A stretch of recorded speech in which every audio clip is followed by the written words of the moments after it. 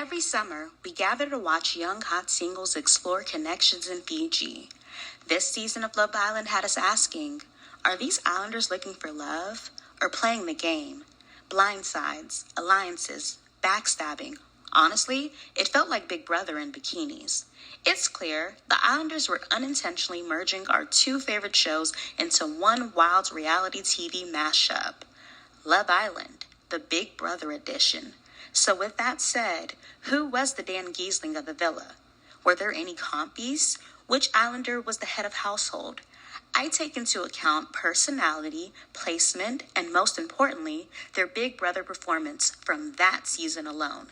This is not about their legacy. It's about their gameplay and the parallels I see in the Season 7 villa.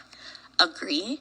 Disagree? Got your own picks? Drop them in the comments. I'm ready to debate.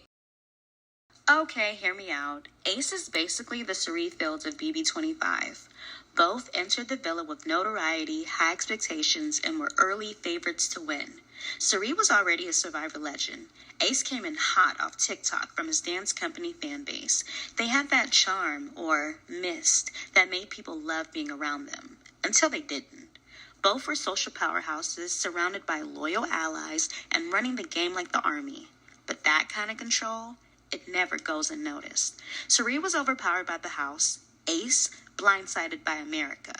Both went out right before the finale. The potential was there. The gameplay, underrated. But the target, way too big. Who knows? Maybe Ace will follow in Cirie's footsteps and win it all in Traders. He's a winner either way. Clock it. Moving on to Austin, the Angela of BB26. Problematic from jump, caught in weird house beefs, and somehow kept surviving. Every week they had us asking, how are you still here? Both saved more times than necessary. Austin was sent packing on the villa's version of double eviction night, right alongside his partner Jalen. Angela trailed behind her bestie Leah. Shelly and Tiffany from Big Brother 23 are the diamonds of their seasons. Both were fan favorites with standout social games and clear missions. Shelly's was love, and she crushed it. Tiffany's goal? Making history by guaranteeing the first Black winner with the legendary Cookout Alliance. Both were part of the show's greatest alliances, but left before the finale. Their social games were top tier, yet both rubbed someone the wrong way and paid the price. In hindsight, they should have been selfish, like when Shelly had the chance to vote out Hutta, ultimately saving herself from the mean girl edit. Similarly, Tiffany should have prioritized her relationships with Claire and Derek X for a clearer path to victory. Shelly will undoubtedly land brand deals, while Tiffany won America's Favorite Player and will appear on Traders 4. Hutta is giving Vanessa from BB17. This is derogatory.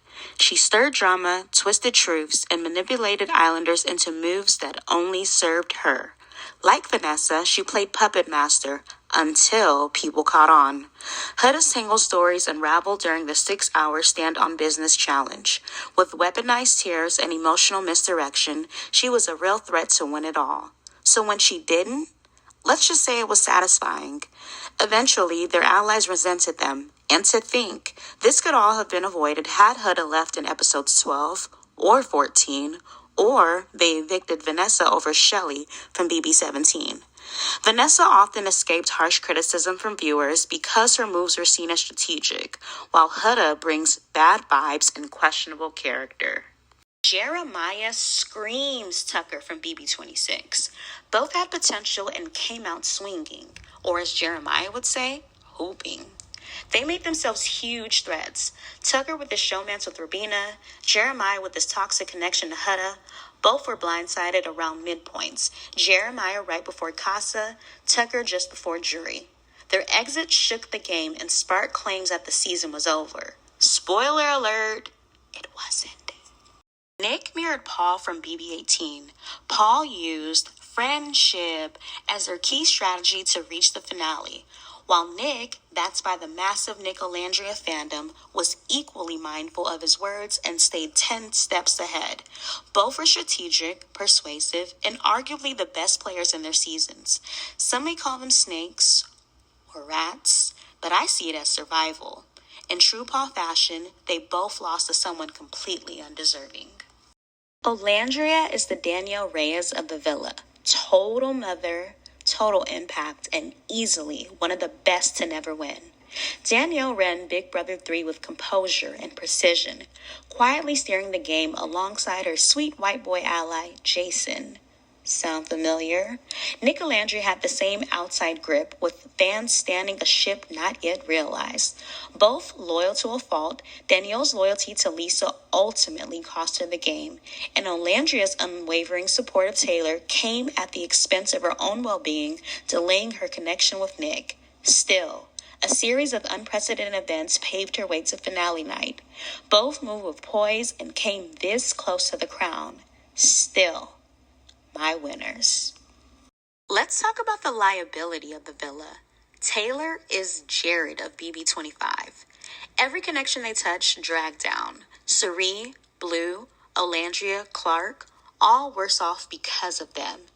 Immature, unserious, and always making the wrong decision at the worst time.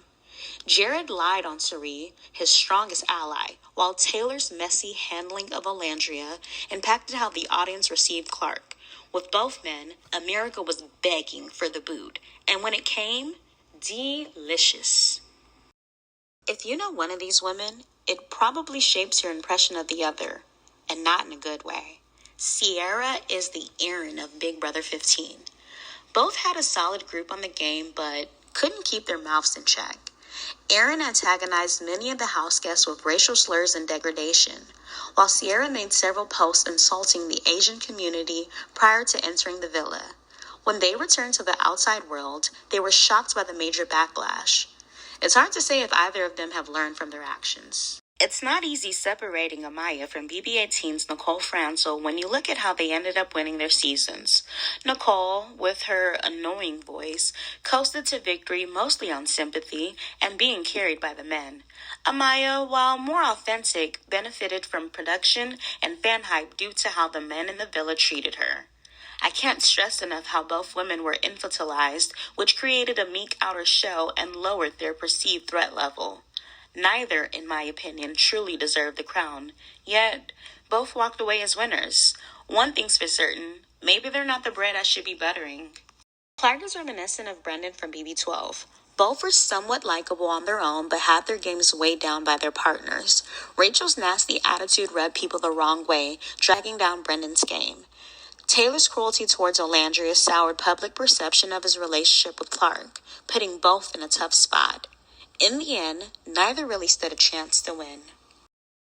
Chris mirrors Monty from BB24. Both postured as good men while actively undermining two strong black women in their seasons. It was disheartening to watch them align with non-black women to tear down Shelley and Taylor Hill of BB24. They believed their mere presence, charm, and good looks were enough to coast through the game. They lacked awareness and support to truly compete. Just luck and a whole lot of misplaced confidence. Adriana walked into the villa like she owned the place, easily the hottest bombshell of the season. Similar to Jen from BB8, she was bold, blunt, and unapologetically herself. Winning, never really in the cards, but making the season, oh, she did that. And there you have it, Love Island meets Big Brother. Do you agree? Did I get it right or completely fumble the bag? Let me know in the comments. This was a lot of fun to make, and if you want a part 2, you know what to do. Like, comment, subscribe, and share with the messy reality TV buff. Hopefully this inspires you to check out both shows and make your own comparisons. I appreciate you all watching. I'll catch you in the next one. Bye!